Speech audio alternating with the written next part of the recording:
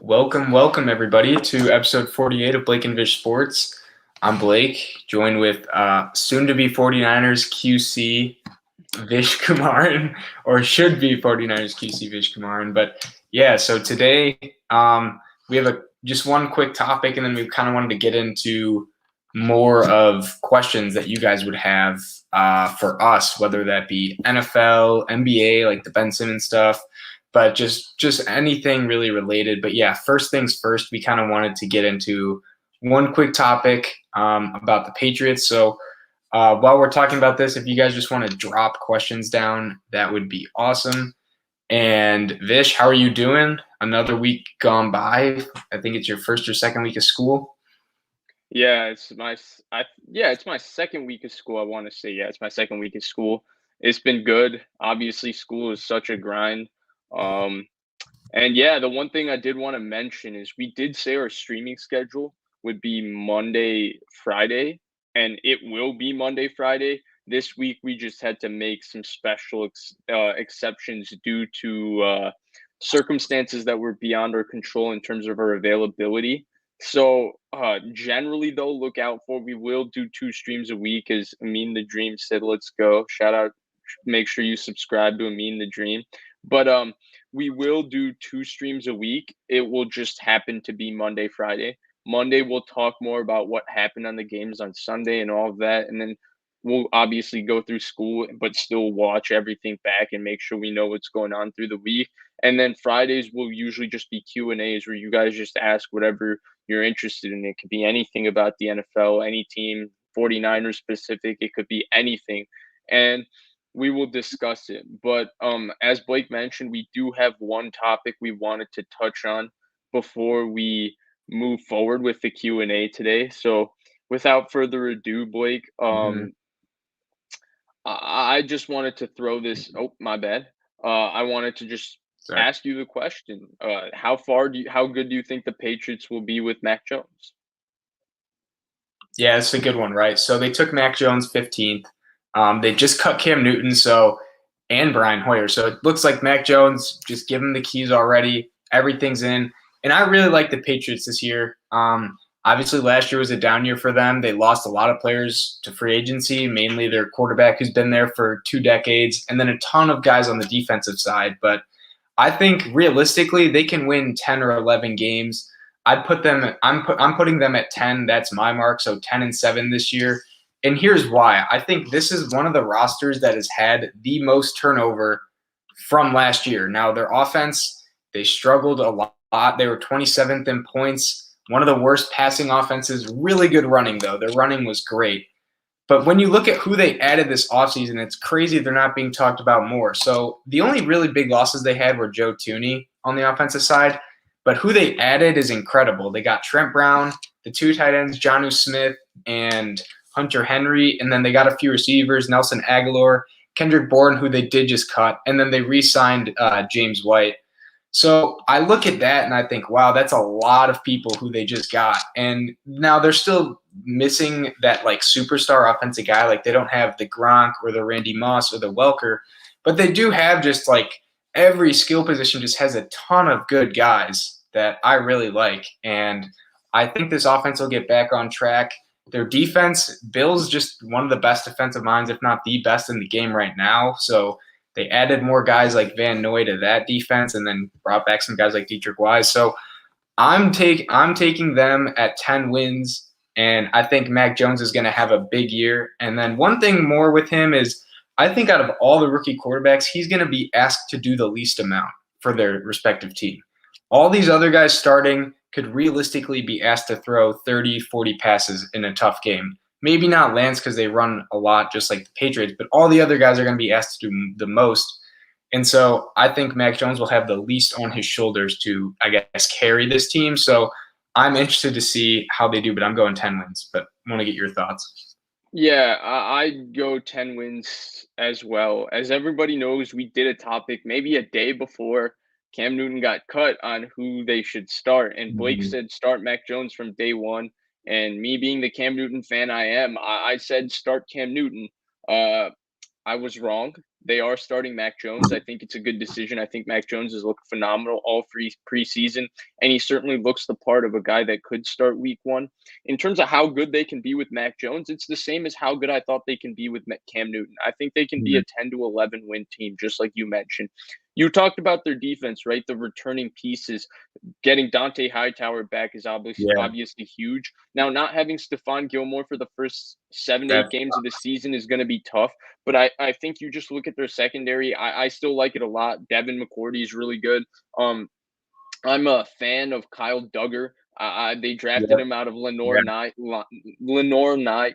Excuse me. A college called Lenore. I'm not going to bother pronouncing it, but they drafted Kyle Duggar 2 years ago, and he's a phenomenal athlete. And I thought he looked the part this preseason. And I'm excited to see what he does because I think he's kind of their versatile piece that they're going to use to cover tight ends the way Eric Rowe is Miami's piece to do that. I think their defensive line is improved, especially you and I both really like the draft pick of Christian Barmore. And now I don't expect him to contribute heavily as a rookie, but I expect him to help out. Obviously, Judon. I think then you look at how Josh Uche has looked throughout training camp in this preseason. I just see all of this, and I think they're going to have a really, really good defense. Now, then it goes to their offense, and the way Mac Jones has looked, when you look at the way their offense is built to run the ball, elite run blocking offensive line, elite running back depth. They don't have that superstar, but Damian Harris is a good running back one. And then guys these Patriots running backs have been killing it this preseason. J.J. Taylor looked fantastic. Ramondre Stevenson looks like a steal. So you look at those people, and I look at it, and they're going to be able to run the football. I like Kendrick Bourne and Aguilar as additions to what they're going to do on offense, and I think Jacoby Myers is more reliable than he's given credit for. I think that's a solid trio in terms of just guys that are going to be able to make those 5-catch, 50-yard type games for Mac Jones to be consistent and efficient. And then I think Jonnu Smith adds explosiveness to their offense, and Hunter Henry is consistent. I think New England really is one of those underrated teams where they check every single box. They can rush the passer. They're well coached. We'll see with Mac Jones, but he can be an efficient quarterback. He certainly looks like he could be that as a rookie, efficient and accurate. They can run the football. They can defend the pass. They can stop the run. They really check every box. I think the big question for this team is the quarterback, and I thought they were capable of being a borderline Super Bowl team with Cam Newton. Mac Jones, obviously, to me, has looked excellent in this preseason. I still don't know if he's better outright than Cam Newton. I mean, Cam Newton was an MVP of this league, even though it was 6 years ago. But I definitely believe that New England is going to be way better than people are giving them credit for. And I could see 10 to 11 wins easily. And I think the main reason people aren't really hyping them up is because there's nothing that's like super flashy or just really exciting about their offense. Like you look at their receiving core and everyone wants to tear it down and say how terrible it is. Now, it's definitely not the best, but having Aguilar, who's a deep threat, Jacoby Myers, pretty solid in the slot, 2 good tight ends from last year. Like they've done everything they can to kind of alleviate their weak points. And then their running game is, again, just like not the most exciting thing, but it's really efficient. They had the 5th most yards, I want to say, rushing the ball last year, and I can continue to see that happening. And Ramondre Stevenson, I don't know if you really like this guy, but I think he will be something. He just gives me like Patriots, like almost old LeGarrette Blount type of feeling. Like I don't think he's as big as he was, but he is explosive and super agile for being someone who's 250 pounds. So I still think they'll run the ball really, really, really well. And James White's back too, so he's gonna somehow end up with 60 catches at some point. I'm actually a fan, like you like Ramondre Stevenson. I thought the other guy flashed too a lot, J.J. Taylor. Yeah. I think there's a reason they traded Sony Michel out and out. I don't think Sony Michel would have even made this team because Ramondre Stevenson, J.J. Taylor, James White, and Damian Harris might be the best running back room in the NFL. And you and I were talking about Damian Harris not this time last year, but at the end of last season when he was really popping off. New England wasn't a football team that was really in everybody's conversation because obviously Cam Newton had the COVID, so they fell off early in the season. And then they finally found their rhythm, and they finished – did they finish 8-8 or 7-9 last year? They finished right around 500, and yet people weren't really – 7-9. Yeah, and people were acting like they were a bad football team when they were really, I mean, Cam Newton doesn't get COVID. They might beat the Chiefs and things might go a little bit different. All of a sudden, New England's in the playoffs.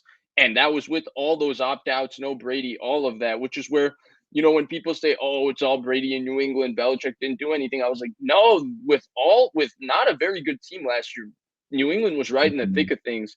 And part of that reason was they finally found an identity at the end of last year. And that identity was being able to run the football. And Damian Harris was a big part of that. And I don't see that really changing here because I Mhm. think Damian Harris has looked terrific. And I think their offensive line, even with the loss of Joe Tooney, is still a really, really good offensive line up Yeah. front with the run blocking. And I think Trent Brown, who played really well for them when they got him originally from the 49ers. Mhm. Was okay for the Raiders, wasn't as good. I Not think worth he'll the be really good contract. for them again. So I think for the most part, I expect New England to be a really good football team. I really think the only thing that's kind of stopping them from being talked about more is just how loaded the AFC is, and then even specifically in their own division, the AFC West or the AFC East. Sorry, the Bills were the number 2 seed, and it looks like they're kind of still up there with bringing back their same core.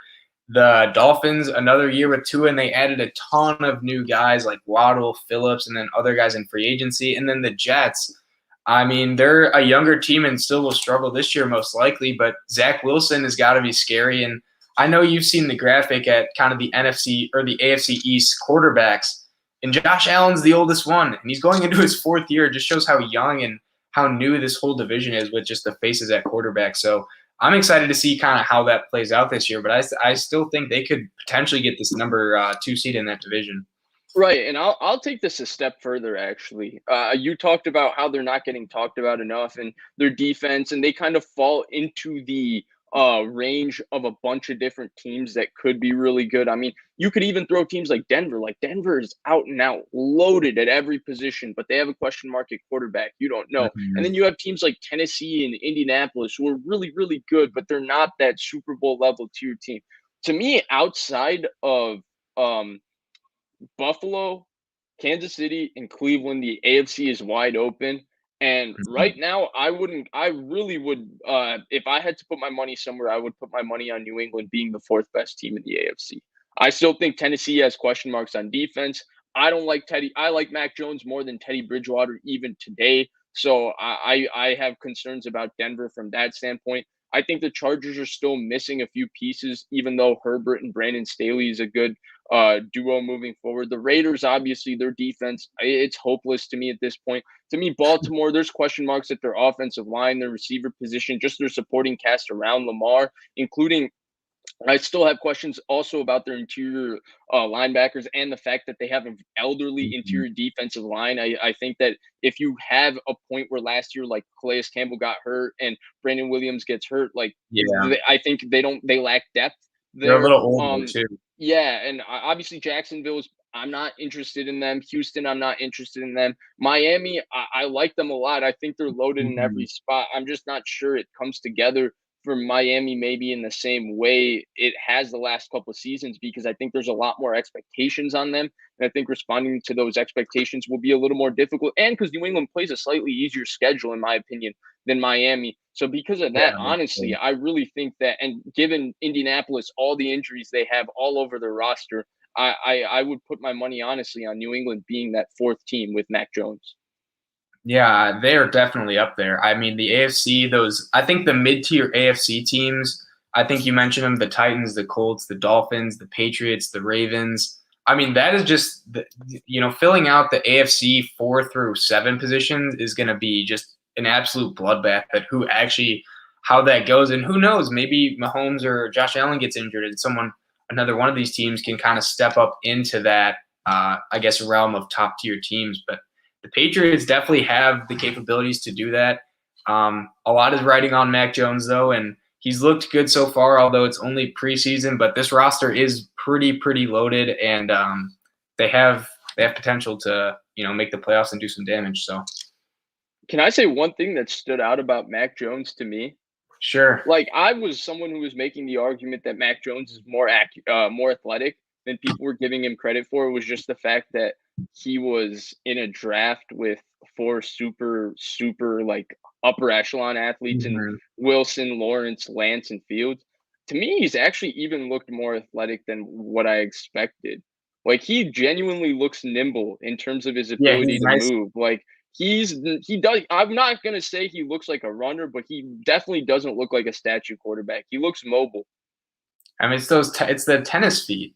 He's been practicing the tennis, and now it's just paying off with his pocket presence. You, But he does hey, move pretty well in the pocket. yeah, people. I mean, it could be those tennis feet. I know those that was really overstated in Yeah. the draft process. Like, oh, he moves really well because of his tennis feet, but his feet are always in rhythm, which is actually very true and very important when you're playing quarterback. Because I mean, Kyle Shanahan has talked about it with Trey Lance's accuracy. One of the issues is he feels Trey Lance's feet lose a little bit of rhythm. He gets late, and then he's rushing Mhm. everything on how he's throwing, and that's where his accuracy gets messed up. So Mac Jones does have that. But really, I was not. I was surprised that he's got a more he's more nimble and athletic than I expected. I thought he looked more nimble and athletic than what I saw of Tua last year. Now Tua Mhm. was coming off of a hip injury, but if you look at it's polarizing because the perception was Tua. I mean, people were saying Tua is like a Russell Wilson type athlete, and even off the hip injury, when he's looking and moving much better, Tua's obviously nowhere near that athlete. Yeah, definitely not. But people were saying Mac Jones is just a straight statue, heavy-footed, slow, and all of that. And those were criticisms levied at him before the draft. I didn't agree with them before the draft, but even if I go a bit further, to me, he looks more athletic within the pocket than what I saw of Yeah. Tua last year, which is I think goes to show you how pre-draft narratives. I mean, I'll never not lose an opportunity to take shots at pre-draft narratives. There's another BS one for you. Hmm. Yeah. I mean, it's kind of weird thinking about him being athletic when you're comparing him to like Trey Lance, Justin Fields, even a guy like Trevor Lawrence and Zach Wilson have that advantage. And it can still be really good in the pocket, and you don't have to be, 6'5", 240, run a 4.5 40. Like one person who came to my mind is Tony Romo. Now he wasn't the fastest guy, but like him, I wouldn't say Mac Jones is as good in the pocket as Romo, like evading pressure. Like you remember the play against the Texans, the spin out against JJ Watt. Like he was really, really good in the pocket. And he's not like just some insane, world beating athlete, but just really good with his feet. The Tony Romo comp, I actually really, really get that one because there were two things about Romo that stood out to me always. His accuracy was unbelievable, Mhm. top notch. Mac Jones has unbelievable accuracy, and he had a nimble way of making people miss. And He did. I think people misconstrued Tony Romo's nimble way of making people miss is just pure foot speed mobility. That's why people compare Joe Burrow to Tony Romo, but to me, Burrow was just out and out a better athlete. Like to me, you Mhm. couldn't run a read option play or a zone read play with Joe Burrow. I think, or with Tony Romo, excuse me. I think you could run Joe Burrow 10 times a game with how athletic. Now you wouldn't want to do that, obviously, with him coming Yeah. off. I'm Yeah. just saying that I think he's that good of a runner.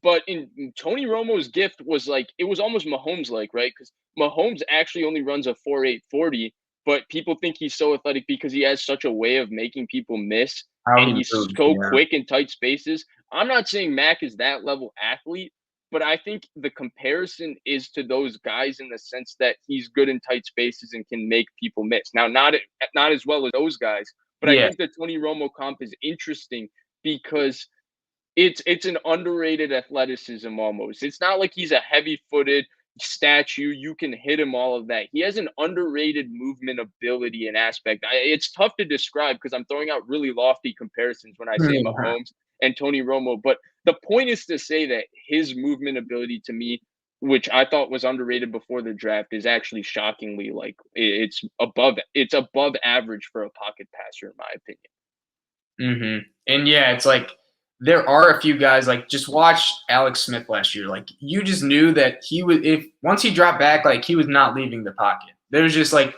no chance of that actually happening.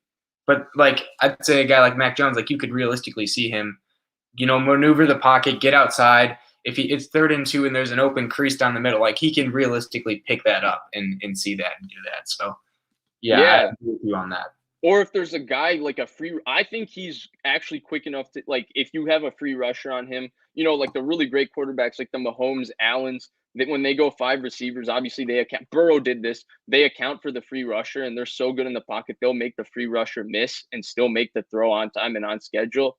I'm not saying he can do it like them, but I do think he's capable of making a guy miss in a tight space, which is not what people were saying about him or trying to portray of him before the draft and all of that. Definitely.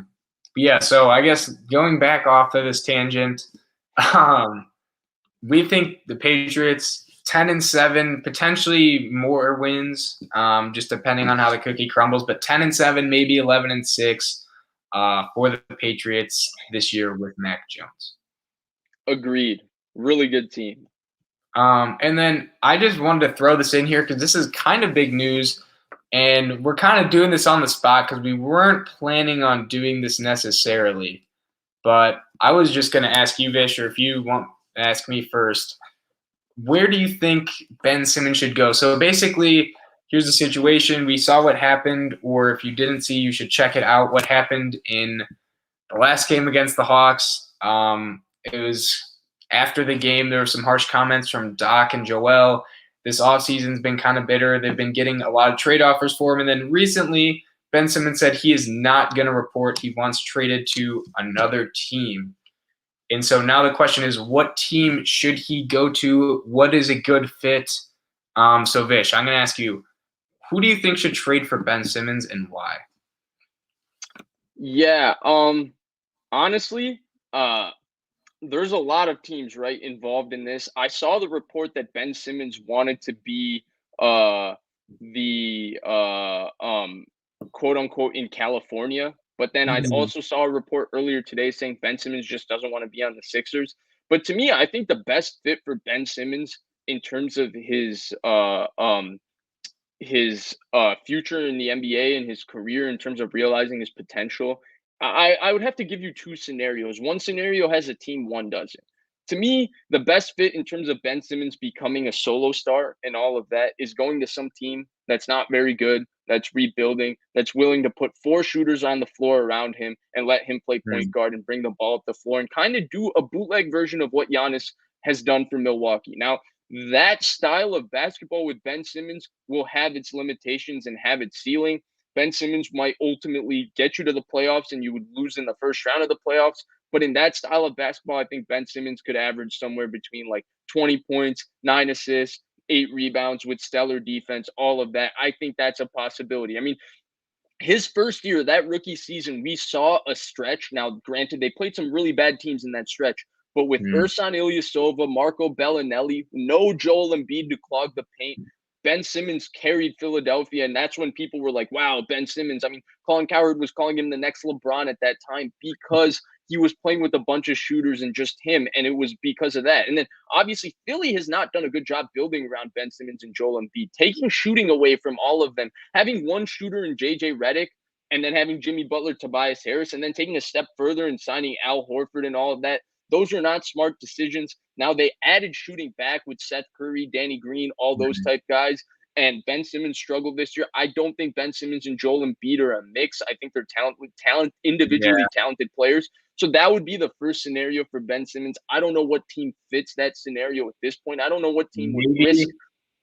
I have one. Maybe the Kings. But they have De'Aaron Fox, Tyrese Halliburton, and Davion Mitchell. They've invested heavily into their point guard situation. I think Fox is probably gone because they have Halliburton and Davion Mitchell. But the other team, obviously, to me, is the Warriors.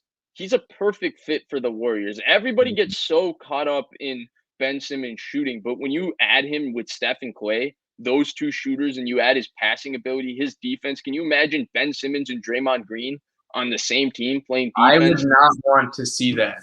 I would not want to see Ben Simmons and Draymond on the court at the same time. Oh, you wouldn't want to see them on the offensive end. Yeah. Both of them would be passing up open jump shots. But on the defensive end, it would be unreal. But honestly, I think that's the one team that could really bring out his potential. Because the other thing is their guards don't handle the ball. They don't put a lot of ball handling duties on Steph Curry and Klay Mhm. Thompson. They have Draymond Green initiate their offense a lot of the time. And they've made it work with another semi-wing who couldn't shoot but could distribute the ball, handle the ball with versatility. And Iguodala in the past, Simmons could be kind of a it's not the same type of player, but you could kind of make it work with two wings that can't shoot but are both highly Mhm. skilled, can handle the ball. And we've seen they struggled last year in 4-on-3 situations when Steph got trapped. Draymond Green used to be the king of throwing the lob in 4-on-3 and being decisive and going to the basket. We saw last year that Draymond Green, he didn't want to take shots. He didn't want to be aggressive doing I that. don't know. Ben Simmons would be more aggressive to me in those situations.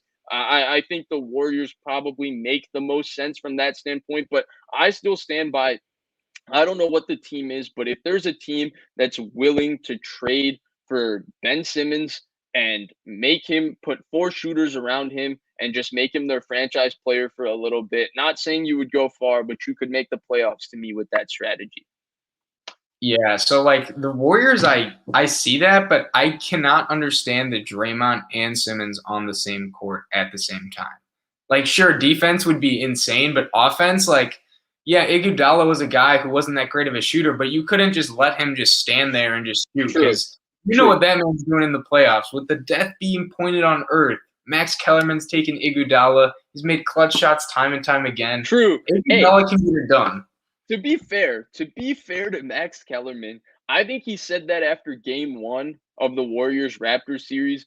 And in game 2 in Toronto, who hit the clutch 3 to Not ice Steph. that ball game? Not It Steph. was I know that. Iguodala. Of course, yeah. Yeah, so I guess from that standpoint, I just cannot see the Warriors like having Simmons and Draymond at the same time. Like two guys that can't shoot is brutal. But it's a step further than can't shoot. It's like yeah, there's can't shoot like someone who shoots like 30% from three. Like say Ja Morant, 30% from three. Like you wouldn't want him taking contested threes, but you know if you can't just let him sit out there and just shoot open threes all day. With Ben Simmons, you literally just like stand inside of the elbow and you say, please, like shoot from out there. So from that standpoint, I can't see that working. But I do think if they were to move off of Draymond, which I don't think they ever will or should, then you insert Ben Simmons in the kind of Draymond role. Like he, as a playmaker, can do some of the things Draymond can, and I'd say he's almost a better playmaker. Draymond's passing is probably better though. Draymond's really You good think at so? passing. But I Ben's think probably got a Draymond's better handle. passing. Who? Ben Simmons probably got a better Yeah, no, handle Ben though. Simmons. No, Ben Simmons. Imagine transition. That's what I was gonna get to. Like transition would be great, but I don't know. I think I'd rather have Draymond personally. I just can't see them getting like him being in another uniform at the end of the Yeah. day. But yeah, that would be an interesting one. Here's the one that I thought of that realistically makes sense because it fits the need more so than maybe any team. I know people say the T-Wolves, but who's the one guy people always compare to Steph Curry throughout their careers? Damian Lillard. They've always been, you know, the top of the top point guards for the 2010s. They get compared all the time. And I think Ben Simmons on the Blazers, they need to do something. They need to either blow it up or start making changes because the clock's ticking. And Ben Simmons would fill the role of being a really, really good defensive-minded player. And he can do some of the things that Draymond can do. Now, whether you get him to buy into that Draymond role, I don't know if they can do that, but I really do think he'd fit because right now the only plus defender they have is Covington, and you need more than that. I mean, we've seen it's the same story and over. They get into the playoffs. We think they're gonna, go far. They made the Western Conference Finals, but their defense, you can't win a championship without a really good defense in the NBA. And I Yeah. think that's proven time and time And again. they, And they it's not even that they have a bad team defense. They have bad individual defenders. yeah, Dame is not a good defender. CJ is not a good defender. mhm. Melo wasn't a good defender. Nurkic is Nurkic. not a great defender. It just, I mean, Hassan Whiteside blocks a lot of shots, but he's not a great defender. So, like, they've had defensive issues. I 100% agree with that. My one thing I wanted to touch on, because I do like the Blazers fit, I just think that the Blazers, in order to acquire Ben Simmons, would just have to give up everything else that makes up what their team is at the moment. I think they Mhm. would have to give up a Norman Powell, which would be a huge get for Philly, by the way. Yeah, that I would. probably have to give up CJ too, although CJ, Tobias Harris as your quote unquote big three next to Joel Embiid, I wouldn't want to be a part of that. That's awful. Not awful, excuse me. That's not ideal as a big three. But what I did want to say is you talked about Ben Simmons in transition. To me, that's why I keep going back to just put 4 shooters around him.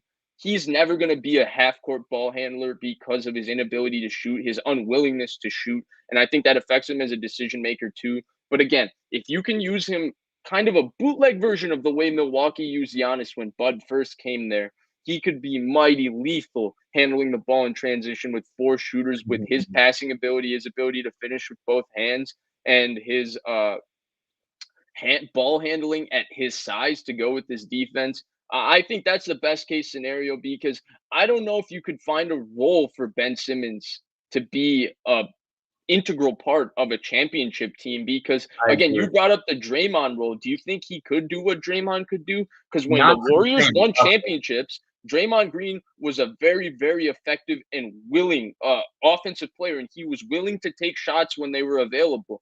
The issue with Ben Simmons and why people get so upset with him is not the lack of ability, it's the lack of willingness.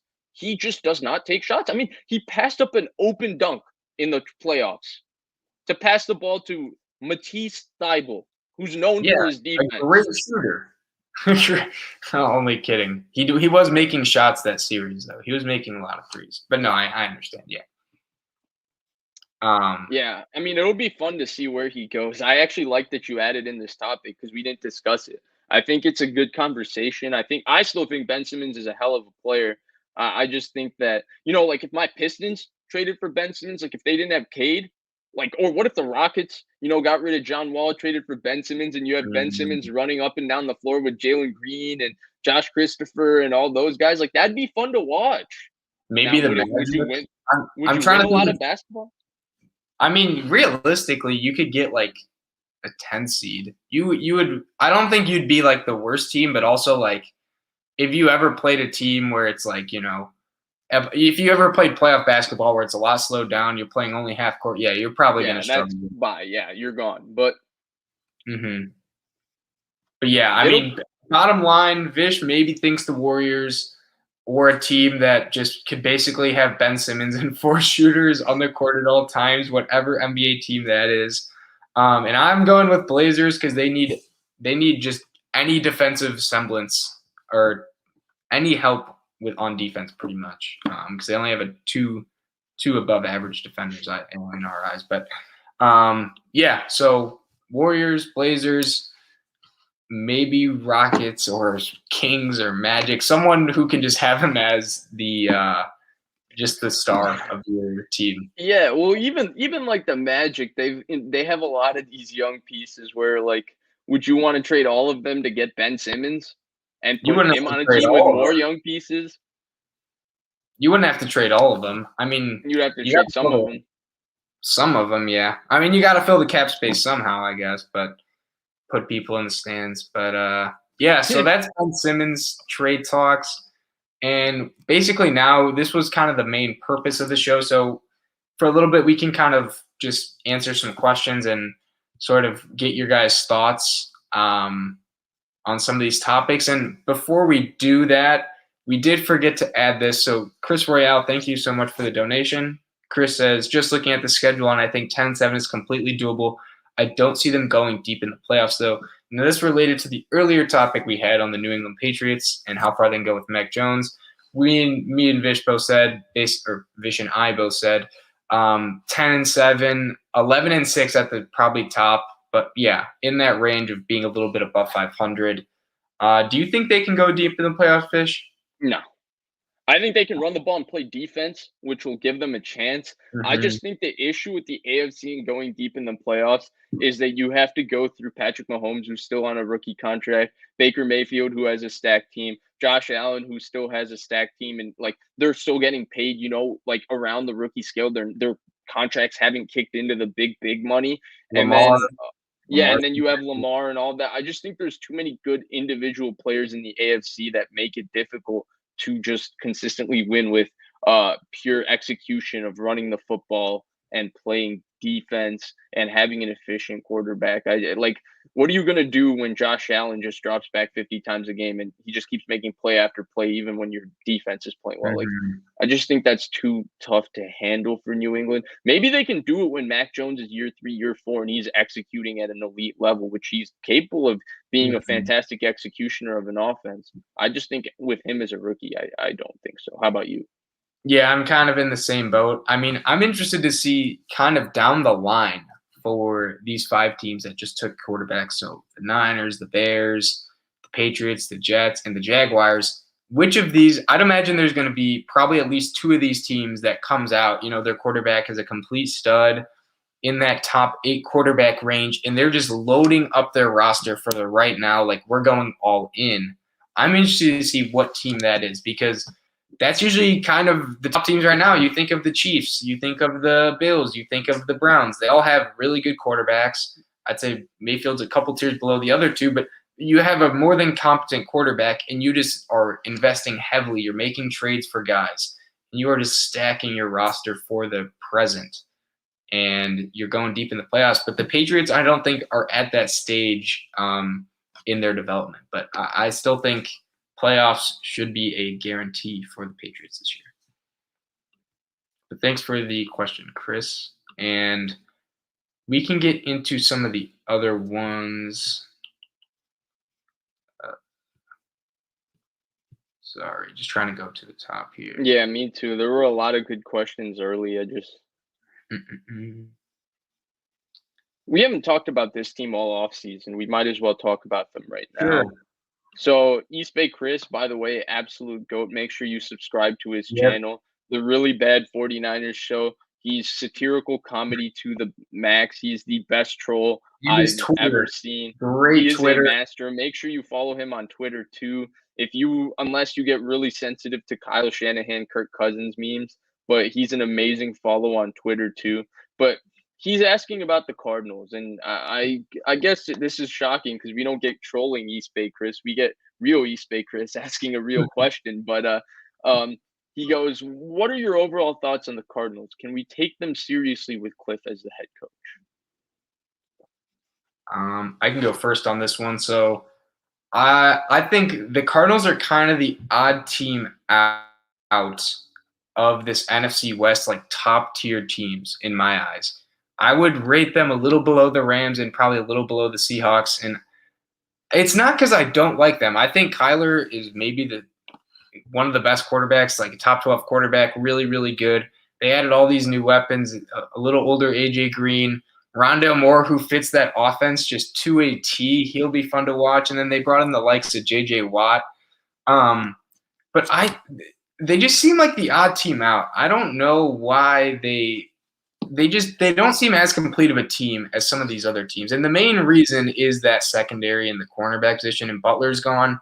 The cornerback position is very, very thin. And I don't know. Cliff's running game doesn't seem to be the best either, but I guess I don't have too much to say on the Cardinals besides they're kind of the team I'm sort of fading. Although last year I will say, before they were, I want to say 6-3 before Kyler got that injured shoulder on the Thursday night game against the Seahawks, and they were rolling. And they kind of got their season derailed a little bit after that. So can they get back to that form? Potentially, but they are in the toughest conference in the whole league. So I think that is tough for them. Yeah, I think their division makes it a little bit tough, but now the 7 playoff teams gives all 4 teams in a division a chance to make the playoffs, which the NFC West is a division capable of sending all 4 teams, especially when you look at the fact that outside of really the top teams in every other division, the other 3 teams are basically unknowns. I mean, we think Minnesota could be pretty good. We don't think any of the other 3 teams besides the one team in the NFC East will be good. And even the one team in the NFC East, I don't expect any of them to be a out-and-out best team in the NFC East. I expect it to be a dogfight with 3, 9, and 8 teams coming down to week 17 or week 18, excuse me. And then you go to the NFC South, and you and you aren't but I'm a little bullish on New Orleans, just looking at their top to bottom roster, especially their talent in the trenches and the fact that Sean Payton's their coach. But Atlanta has huge holes on defense, and Carolina is a really young football team. So it's really tough to expect anything from anywhere else in the NFC besides the 4 teams in the NFC West, and the Green Bays, the Tampa Bays, the teams that have been there and been the best teams in the NFC for the last year or so. So that's where I give Arizona a chance. My issue is, look, I believe in Kyler Murray. He has his limitations, especially throwing the ball over the middle of the field and seeing the field at times. But I think what he does for their offense, I mean, you talked about it. They were 6-3, and a lot of the reason they were 6-3 is because of his ability to just put pressure on defenses with his legs and his arm. I think his running doesn't get enough credit. He is the second best runner in terms of quarterback in the NFL behind Lamar Jackson. He's a special runner. I think he had almost 1,000 yards last year. He had about 12 rushing touchdowns. That's really, really, really great. I don't think they can run the football outside of Kyler Murray. I mean, the best things I've talked about this before, I thought Cliff Kingsbury did in his first season is they were able to run the football with Kenyon Drake. They had a legitimate running game. I don't know where that went last year. I haven't watched a lot of film on them, so I don't know what they did in the run game. All I know is that Kyler Murray is what made them a top 10 rushing offense in the NFL. It's the fact that they had Kyler Murray. Then you get away from their offense, right? And Cliff's offense is a little bit lacking in creativity. I mean, they line up DeAndre Hopkins in one spot 95% of the time. Not the best way to use one of the best receivers in football, but that's how they do it. I think their defense has major talent. I think they have major talent in their front seven. I think their front four has an opportunity to be one of the best in the NFL. When you look at Watt and Chandler Jones and Jordan Phillips and Marcus Golden, and then you look at Isaiah Simmons, who played a lot better at the end of last year. Zaven Collins flashed as a rookie. And then I think Budda Baker's the best safety in the NFL. I think they have a chance to be a good defense. Vance Joseph is a good coordinator. He did a good job last year. The issue just keeps coming back to the fact that I just don't trust what their offense can do sustainably to close out tight football games because I don't think they do anything schematically to be able to put themselves in advantageous positions to do that. I don't know what their bread and butter is as an offense besides running a bunch of very, very basic air raid concepts and running a few zone read plays with a special running quarterback in Kyler Murray. And because of that, I just think that, Seattle always knows how they're going to close football games. They're going to keep it tight and Russell Wilson's going to win. The 49ers are going to close football games with their run game. The Rams similarly, and their defense. The Rams similarly, even with Matthew Stafford, they will close games with their run game and their defense. What is Arizona's way of closing tight football games? I don't know. And because of that, basically, but can he be a superstar 12 times with that schedule? That's probably not the best game plan, just sending Kyler Murray to the Wolves and telling him to figure it out. It's unfair to ask that of him. It's just difficult. And that's why, even though I really like Kyler Murray, I think you said top 12, I would put him in the top 10 of quarterbacks of the NFL. I just think the impact he makes rushing needs to be taken into account. I as much as I like him, I just cannot put Arizona in that upper echelon of teams, even though their roster really, it stacks up with anybody outside of Tampa Bay, really, if you go top to bottom.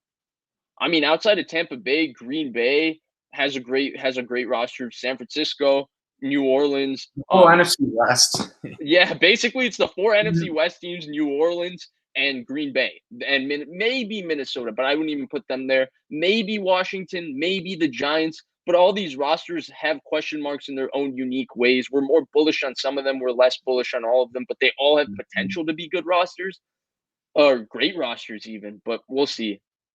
Yeah, I don't know, man. I'm interested to see though if the Cardinals don't make the playoffs, and that is a serious possibility. Do you think Cliff is on the hot seat? Because what has it been? Would this be year 2 or 3 of the experiment? Yeah, I think he would be on the hot seat, to be honest with you. But I just don't know who else they would hire. Like, what other style of offense are you going to try and run with Kyler Murray? That to me is the question mark.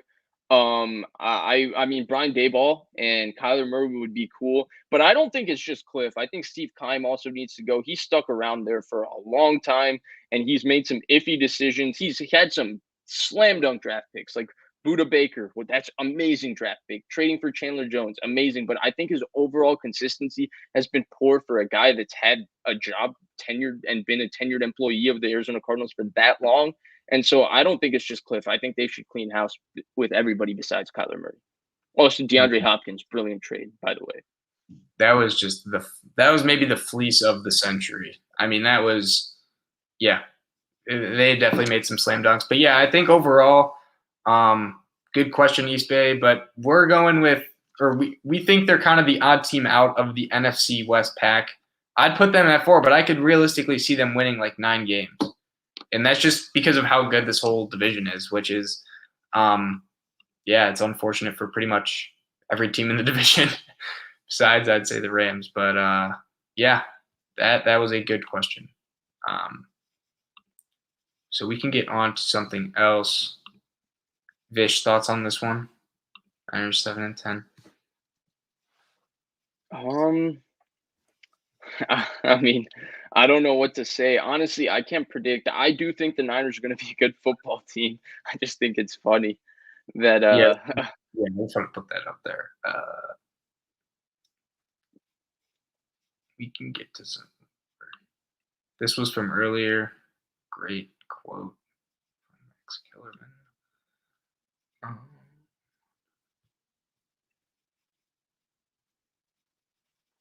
I know Amin had a really good question about the Bill Asante Belichick. Samuel and Bill Belichick. Yes, this was a great question that I did want to get into. But so Amin the Dream, go check him out. He does Niners as well. Awesome content there. But Amin asks, do you agree with Asante Samuel's comments on Bill Belichick? He is just another coach without Brady. Vish, you can go first on this one. No, absolutely not. I mean, people bring up Bill Belichick. What did he do with the Browns? Oh, he just happened to be the last coach to make the playoffs with the Cleveland Browns since who? Since till Kevin Stefanski made it last year. Yeah. Bill Belichick also had 2 of maybe the more underratedly super great defenses of all time. He coordinated in New York. And Bill Belichick just being another coach without Tom Brady, every great coach, they're a great coach in concert with a great quarterback. Great coach, great quarterback, that's the oldest formula in the NFL. If you have a great coach and a great quarterback, you're going to win a lot. If you have a medium coach and a great quarterback, you're still going to make the playoffs a lot. If you have a great coach and a great quarterback, you'll win Super Bowls. And even with a great coach and a great quarterback, it's not guaranteed. I mean, Ben and Mike Tomlin only won one. Sean Payton And Drew Brees only won one. So, like, all of those things aren't guaranteed. And then you look at the fact that, like, Tom Brady's contributions to the first Super Bowl, you're telling me Tom Brady was the reason that he threw for 148 yards in that game. He had a very clutch drive to take him down to the field, kick a field goal to win the game. But they held the greatest show on turf to 14 points in that 17 points, I think, actually, excuse me, to that Super Bowl. And then, people really blame Belichick for the Eagles Super Bowl and Malcolm Butler doing all of that. I mean, Tom Brady in the greatest offense ever in 2007 scored how many points against the New York Giants? 17 or 14, excuse me. Yeah. I think there is a little bit of bias towards Brady, honestly, the media. And I think it's because Brady really he's perfect. He portrays himself perfectly. He really is flawless. I mean, he's really good at everything. And he is really the greatest quarterback of all time. I wouldn't debate it. But I mean, to act like Belichick is just another coach. I mean, Asante Samuel obviously knows more about that than me. So I would defer my knowledge to him. I'm just saying, from my outsider opinion, to my knowledge, to me, it's both of them working in concert. And while Brady is all-time great, there's a lot of all-time great from Belichick that has little to do at times with Brady.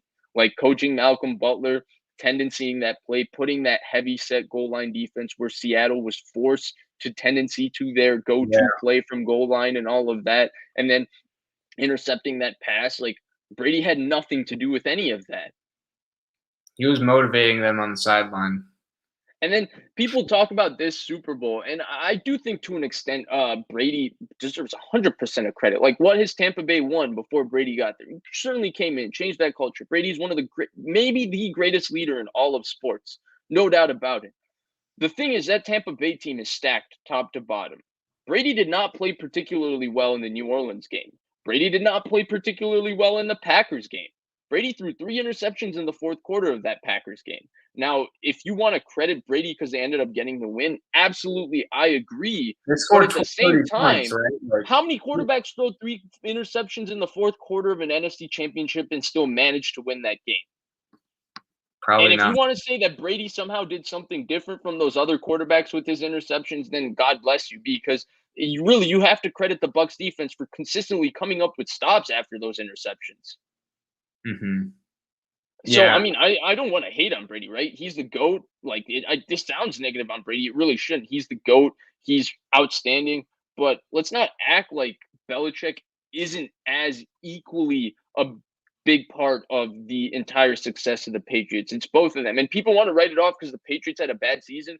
The Patriots had, again, I want to mention again, I mentioned it earlier in the show when we were talking about Mac Jones, but Patriots had a ton of opt-outs last year. They had a terrible roster. They had no receivers. They had Cam Newton coming off a multitude of injuries who they signed halfway through the offseason, and they had no offseason with a new quarterback, and the record was 7-9.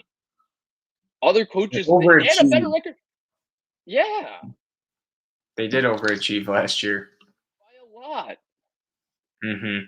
Yeah, I'm with you on this one. I know people bring up the Browns years, and then I don't know. I look at the Patriots body of framework, and obviously this is becoming, I guess, a more prevalent topic because Brady did win a Super Bowl his first year going away from the Patriots, and I don't think that him doing that just kind of proves that he was the main reason for winning, because the defense didn't allow a touchdown in the Super Bowl. Do you And mind? huh? Do you mind really quick? I do Yeah, want to just draw one comparison real quick before, if you sure. don't mind. So Jamal brought up the same thing right here in the comments, right? He said people need to let this breathe. You know what the exact analogy for this situation is? Hmm. When Kobe and Shaq broke up in 2004, and then Shaq immediately went and won with the Heat in Mhm. 2006, and Dwayne Wade had one of the most historic finals ever, averaging 35 in that finals, and people were like, "Oh, Shaq won. Shaq was right. See, Shaq made Kobe and all of that." And then 2 years later, Kobe is going to 3 Mhm. straight finals and winning 2 in a row with Pau Gasol. And then all of a sudden, everybody's like, "No. It was even, and Kobe was probably the better player of all time." I think that is the comparison to this situation. Mm. Interesting. So yeah, that's more of like player. This is player coach, but that is a good comparison too, because it is a both. It is both. You can't just say like this was Brady's dynasty. It was the Patriots dynasty. I mean, the Rams game, they allowed 3 points. 3 points. You just had to have. You could have had damn near any quarterback out there. You could have had Trent Dilfer's won a Super Bowl. You could have had a lesser quarterback. Now, I'm not saying that Trent Dilfer was as good as Brady or he can do all the stuff, but the point being is he was not asked to do much in that game. They scored. They did score over 10 points, but the defense allowed 3 points. The bar for winning that game was kicking 2 field goals, getting your team within the 30-yard line twice. That is not a huge ask. And you mentioned the first few Super Bowls. I want to say the first two were, I mean, the defense has been loaded every time they've gone, right? But the first year specifically, that was more of the defense kind of getting them there. And yeah, like, I don't know. I just think it is a little recency bias, the whole, he did it in Tampa. It's because of him. Well, that defense was also great too. They didn't allow a touchdown to Patrick Mahomes. How many times has that happened in his career? I would say probably not too many. So yeah, I just think overall it's like you can say it was more Brady or more Belichick, but to say Belichick is just another coach, I think is asinine and just is absolutely blasphemous at the end of the day for him to say that. Yeah, you brought up the 3 points. That Rams offense was historic in the regular season. Yeah, they were a It's one top of 10 those scoring team ever. ever, Ever. ever. And that Patriots defense absolutely wiped the floor with them. And it's funny to me because I go, everybody always brings up the one Super Bowl and say Belichick messed up the Super Bowl for Brady with the 500 yards. And Brady, that was, to me, that's still the best Super Bowl he's ever played, which is Yeah, shocking it because the was. Atlanta Super Bowl was incredible. The Seattle Super Bowl was incredible. Like, he's had a lot of really great Super Bowls, but I still think the 500 yards versus that Eagles defense was the best. It's just hilarious for me because then what did Brady do when that greatest offense ever? They had every investment in that offense, struggled against the Giants. That Giants team was what, a 10-6 football team? They were And 10-6, but they were a hidden like 13-3, a little 14-2. bit. They could rush the passer for sure, but you're They could talking about easily get. Randy Moss. You're talking about Randy Moss, Wes Welker, Tom Brady, an offense that was literally just destroying every defense. They were annihilating teams, Mhm. and they scored 14 points in the Super Bowl. I remember Plexico Burris before the Super Bowl. He made some comment about them scoring 17 points, and Brady laughed. Like, oh, you think we're only going to score 17? Well, they only scored 14. So, like, why don't we ever blame Brady for that Super Bowl? The way people blame Belichick for them giving up 30 or whatever points to the Philadelphia Eagles. Yeah, I even to the point, like even the Falcons Super Bowl, like yes, Brady did make the comeback, but you look at it from the defensive side, that defense played incredible in the second half of the game. They made some timely turnovers and timely stops. So, I mean, it just goes to show that, football is obviously more of a team game, but a lot of the narrative pushed by just general media is that, it's Aaron Rodgers versus Tom Brady and whoever wins is better, or it's, Lamar versus Mahomes. Oh, Mahomes has been winning, so he's certified better. No, it's the Chiefs are a better team than the Ravens. It doesn't have to be quarterback versus quarterback, but that's kind of how it gets pushed because, well, to be frank, that sells, right? That sells. Yeah, because they Get on sell the Sunday quarterback. Night Football, and you have the two guys standing across from each other. Like, yeah, you're going to have Mac Jones versus Tom Brady up there because that sells, right? Yeah, people were saying. I remember after the 2019 season, Jimmy G beat Drew Brees and Jimmy G beat Aaron Rodgers. Jimmy G threw the ball 8 times the second time he played Aaron Rodgers. He didn't beat Aaron Rodgers. The 49ers beat the Packers. Yeah, I think we're saying the same thing, but yeah, I mean, it just goes to show, there's 22 guys, and the quarterback does have the most influence, but those Super Bowls aren't possible without Belichick's defenses and trotting out a top 10 defense for pretty much 2 decades in a row. So, yeah, but good question. Agreed. I think Agreed. Not to mention the 2018 team, if you remember, their path to the Super Bowl wasn't like Brady dominated those playoffs. They became a power running football team. Sony Michel. Yeah, I mean, I will say Brady did play well in those because he was getting yards. It's like he wasn't like statistically speaking, it's not like his touchdowns were off the charts, but like he was just he tore those Chargers apart. Like that game was over by half. You Yeah, remember no, that? 100%, 100%. The Chargers also didn't have a linebacker that was healthy, so they had to play dime defense, Yeah, and they kept putting them in heavy personnel, and they had the ability to do that. Like, again, we shouldn't sound like we're diminishing the greatest player in the history of yeah, the NFL, right? Because he truly is incredible. What he's achieved, the longevity, the statistical peaks, the accolades, every single thing, his decision making, his quickness, his toughness, his accuracy, his arm strength, everything is just off the charts. The only thing is that to me, it's just no way all of it happens without both of them working in concert. One man can't be in the ultimate team game. One man can't be solely responsible for the greatest achievement in the history of the NFL, which is the Patriots' 20 years run. yeah. I agree with that. Unless you want to say, Brady's responsible for holding the Rams to 3 in the Super Bowl. I don't know, but yeah, good question, Amin and Sante Samuel. Come on, man. I don't know. Yeah, I think most people would disagree with your statements, but your opinion is your opinion. We got a donation here from Jamal, and I just wanted to read it because I think it's better if I read it to you. But he says, appreciate you talking 49ers ball all the time, Blake. I know it must be hard. This is for you. Well, thanks, Jamal. I love talking just, anything NFL, although it usually does cater more towards the Niners. But at least watching all the Niners games this year, I'll be seeing hopefully Trey Lance. So that's kind of a little more exciting. It's like the silver lining. You get to see a young rookie quarterback who was the 3rd pick as opposed to Jimmy G, who's maybe not the most exciting guy out there in the world. But hey, it's all fun.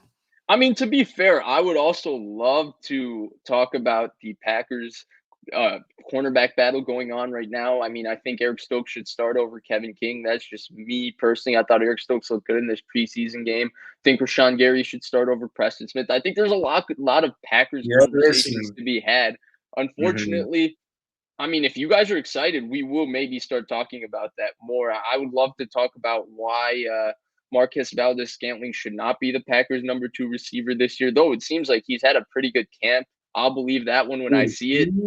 he is hilarious on Twitter. He is one of, if you like, I know a lot of people hate him, Packers fans do. I don't hate him personally. I try not to just like hate Packers players, although he can be inconsistent and frustrating at times. Check out his Twitter. I know one of the things they were asking him was, how fast is Eric Stokes? And he was saying, I don't know. He's always running behind me. And he's a very fast guy himself. So he just has a great sense of humor. And him and Kenny Clark get into some weird beefs on social media. Like, it is like very just like personal statements going at each other. It's really weird. But yeah, follow MVS on Twitter. Just check out his stuff because it'll give you a good laugh. I don't follow him per se, but I do follow his tweets. He is he is hilarious. For no good reason. Like, he has a good sense of humor. Second best sense of humor on Twitter behind East Bay. Third, Grant Cohn, East Bay Chris. Dynamic duo. Very much true. So I think we could probably do one more question. I'd imagine it's been an hour, but this has been great. So we can just take this off. I mean, we'll be back Monday. We'll be previewing games. I'm hoping to get kind of a special guest on Monday, maybe something a little bit different, but we'll see how that goes. I mean, Monday is Labor Day. And then, of course, Friday, we will be back taking questions. I mean, we will probably have to talk about the Bucks-Cowboys game. And then we'll talk about that. Yeah, and we'll probably just take your questions about best topics week 1, which rookie quarterbacks, all of this. I'm really excited. The NFL season is right around the corner.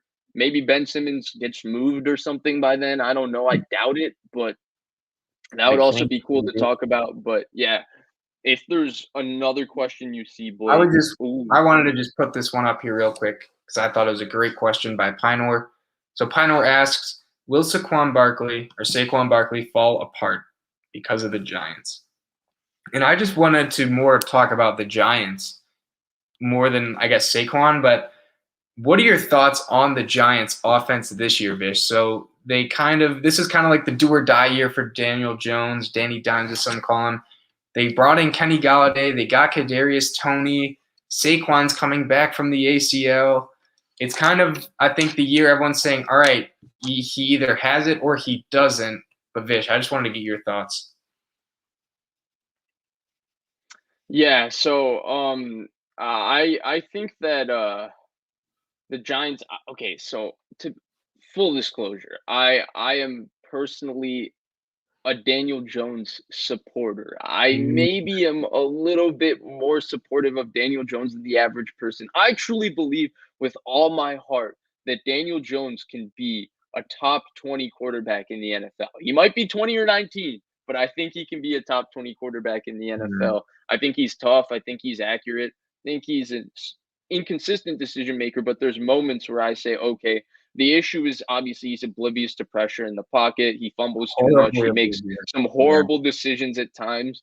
And he's also prone to tripping when he's – no, I'm just playing. But so I am a Daniel Jones fan, and because of that, I am a little bit higher on the Giants. I do think they have an excellent defense. Dexter Lawrence is one of the most underrated football players in the NFL. He is a monster in their front seven. Leonard Williams had an unbelievable season last year. He might be maybe – he got paid for it too. Maybe some would argue he's a little bit overpaid. I personally don't. I think he's a hell of a football player. I think that's a great duo up front. I thought Blake Martinez was much better than I've ever seen Blake Martinez in my life last year, and I thought he was a solid linebacker. I think crazy. I think their secondary is solid. Logan Ryan played great for them last year. Jabril Peppers is good. James Bradbury is an excellent corner. They have a really nice scheme with Patrick Graham, kind of running what New England does, but he has his own twist on what they do as well, and they're unique week to week in their game plans. It's all really interesting. It's cool. It works. Their defense is good. The question is with their offense. Obviously, their offensive line looked terrific in front of Daniel Jones, the one preseason game he played. It did not look like what you wanted to see in a make or break year for Daniel Jones, probably a make or break year for Joe Judge, a make or break year for half this roster. I just think that they still have that opportunity when you look at their talent top to bottom. Like when you add in Galladay and we can see what he does, Kadarius Toney, we can see what he does. I thought Sterling Shepard looked good in the little time I got to see him play. And then you add all of that. Jason Garrett's play calling, is it stale? Absolutely. But when you add Barkley, I still think they have the ingredients for a good offensive line. They went out and made 2 moves, especially getting Billy Price. I don't know what Cincinnati's doing, trading away another offensive lineman, even though Billy Price isn't the best. Trading away another offensive lineman is a head scratcher for me with Cincinnati, but you do you, Cincinnati. So they're making efforts to make this work. I'm still gonna say that they're gonna win the NFC East. I don't have a lot of belief in any of those teams really. I like Washington's roster. I like their conception, but I still have question marks with Washington and different type of ways. Especially for me, the big thing is I think Fitzmagic is due to be Fitztragic very soon, and so because Was a of good that, man. I think this Giants team by default, just by because of their talent, could win their division. So. I mean, I know this was a question about Saquon, and we reverted to talking about the Giants in the entire picture. I am a little more bullish in spite of one preseason game mostly because I'm already out on a limb with the Giants. I like them to win the NFC East too. And then I did have I guess maybe a different thought, but I almost don't know if it is entirely fair. Like, say Daniel Jones has a similar year to last year, but improves. I do think they should bring him back. And I think this O line it's been bad his whole time, right? And I feel like that's more important for him than having like the Kadarius Toney, the Galladay. I think you obviously need weapons. You need help, right? But there is a point to where having so many weapons doesn't mean anything when your O line is just not good, and it hasn't been good. Now they did get Andrew Thomas, who hopefully can play kind of like he did in the second half of the year when he improved. But Solder is still just not it at tackle. Will Hernandez kind of busted as a second rounder. Like they've kind of goofed up with some of these picks, and as good as the talent is, because I know you love Kadarius Toney. Galladay's getting super underrated right now because he's just been injured, but he's seriously a monster.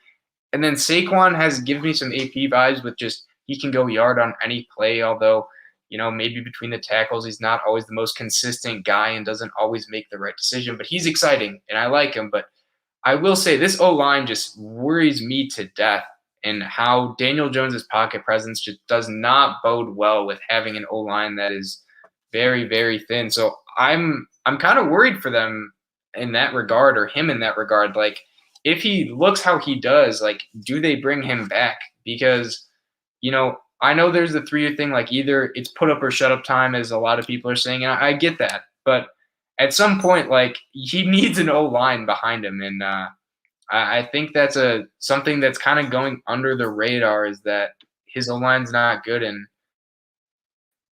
people are just saying he's either good or bad after this. So I'll say that, but I guess based off of Saquon, I like Saquon a lot. As I've mentioned, I think it's unpopular opinion, but I like him a little more than I like Nick Chubb, or at least that's where I ranked him when we ranked running backs, and I do think that. But I think Saquon will be back. I know the injury stuff is kind of concerning, but he is on the right track to start, and I don't think they're going to rush him back at all because he's a high price player. I'll say 2 more things on this because I mostly just agree with everything you say, and I don't want to really beat the dead horse because I think we've kind of established we both feel a certain way about the Giants, and I covered all the points. There's just 2 separate points I want to make about the Giants. The first thing first is I do want to say something totally positive. Can we now at least say that Daniel Jones was the right pick for them in the Yes. draft? I mean, most people were not upset with them taking a quarterback at 6. It wasn't that upset them. It was the quarterback that they took. Daniel Jones is a way better NFL quarterback than Dwayne Haskins. Yeah, they made the right choice. They Yeah, really did. He absolutely. And heavily it's funny to me scrutinized because at the time. he's so scrutinized, right? And everybody just jumps on Daniel Jones because of that pre-draft hate. But how has Dwayne Haskins looked in the NFL? Daniel Jones is way better than him. The other thing I wanted to make, and it's more specific to John Mara and the taunting rule. The taunting rule sucks. And I hate the fact that John Mara said, like, oh, these guys need to play. Like, I love expression in the NFL. I love expression of emotion. I loved in 2015 when Cam Newton would dab after every first down, I every hated touchdown that. pass. Oh, I I love hated those kinds of things. And to me, it's uh, unfortunate because like I think it's cool when players get hyped up. I think it honestly helps the viewership of the game. It's better to watch to me because I think we get to see more individualism. And to me, one of the best things the NBA does, and the reason there's so many fans loyal to specific players in the NBA rather than teams, and it's the opposite in the NFL, is because there's more individualism in the NBA. So we get to see things unique to players. Like we get to gravitate towards Kyrie's crazy skill or James Harden, with the step back and then he's cooking, or Steph Curry's shimmy after he drills a deep three, or LeBron, doing the old pulling his pushing his hands down and his knees coming up and then beating his chest. All of those things, like that's what makes it special. And I think that I think it's a stupid rule, and I'm very like I'm hating on the Giants because John Mara said that. Like that sucked. I hated him saying that. And I hope that the taunting rule isn't as crappy as we think it's going to be. I mean, we thought the roughing the passer penalty was going to be terrible, and then it didn't end up being so bad. The pass interference challenge, we thought it was going to be terrible. It ended up being terrible. So we'll see with the taunting penalty. Hopefully, it's not that bad. Yeah, I don't think I've heard anyone besides just like these like I guess old head football guys that have actually are advocating for this rule. Like, what is better than seeing Tyreek Hill get a house call on just like a 50-yard bomb and he's throwing up the peace sign, or Aaron Rodgers doing the belt, or Colin Kaepernick kissing his bicep? Like, that's what makes people like players a lot more. Like Cam Newton was very polarizing.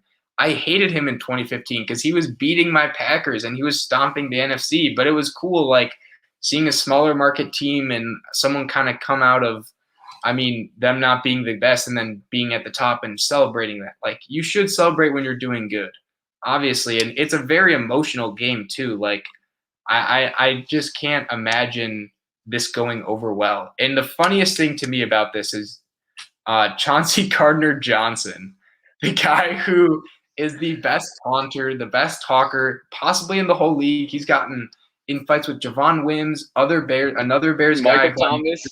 Michael Thomas in practice. He was very much against it. And if Chauncey Gardner-Johnson is against it, then I also am against it because he said it best. Like, it's an emotional sport for emotional guys, and that's how he gets amped up, and that's how he plays better. So, yeah, you got to keep that in there. I cannot believe they are actually implementing this, and I really hope it gets – I think it'll get taken out within a year. Like, I cannot see this being a permanent thing. Yeah, and it's funny because like even sports that tried, because the no trash talk, all of that is a very country club image. It's like a golf, tennis type image, Yeah. like country club sports, and even sports like that. Like there's a lot more. I'm a avid tennis watcher. There's a lot more. I would say maybe the traditional older fan that would call like non-classy. I think there's a lot of that happens in tennis, but for whatever Definitely, yeah. reason, the sports perception remains. So I don't get it with football why they need to do this. I think it sucks. I really do think it sucks because I think there's a lot of really, really cool things that come out of it. And I think it's a way for players to build like brands. Like Kaepernicking was a brand. Cam Newton dabbing is a brand. Like obviously, there's a lot more. I'm probably just Yeah. blanking on them off the top of my head. I mean, Tyreek Hill's showing the piece. There's a few more, but honestly, Aaron Rodgers, you mentioned it, the discount double check. Nick Bosa, the shrug, all of those type things. I think it's really cool. I hate it, and I know we were talking about the Giants, but John Mara, we got the taunting. I'm glad I got that off my chest. Definitely. But that, I think, will wrap it up for this show. So thank you all again for, kind of coming in here and asking great questions. And, just being interactive because, we like doing our own topics and stuff that we think of and sort of the main headlines, but it's also kind of cool seeing things that you guys have questions on that maybe we haven't entirely thought of. So thanks for coming in here. And again, we'll be back on Monday, answering potentially more questions and doing some more topics. And then as well as next Friday after the first game, which is on Thursday. So that Buccaneers Cowboys game, I'm sure we'll talk about that. Absolutely. Thank you guys again. Of course. Yeah, please like, share, subscribe, share down in the comments below your thoughts.